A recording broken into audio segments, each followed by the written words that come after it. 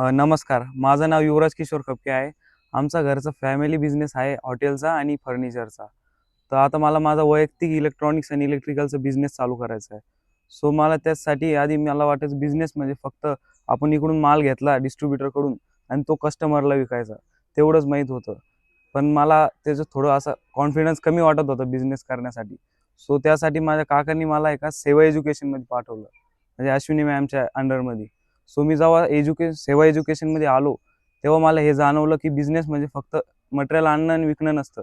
तर त्याच्या काही स्ट्रॅटेजीज असतात, काही सिस्टम असते बिझनेसमध्ये, की ज्यानुसार स्टेप बाय स्टेप करीत गेलं तेव्हा आपलं म्हणजे प्रॉफिट इन्क्रीज होतो व सेल्स वाढतो.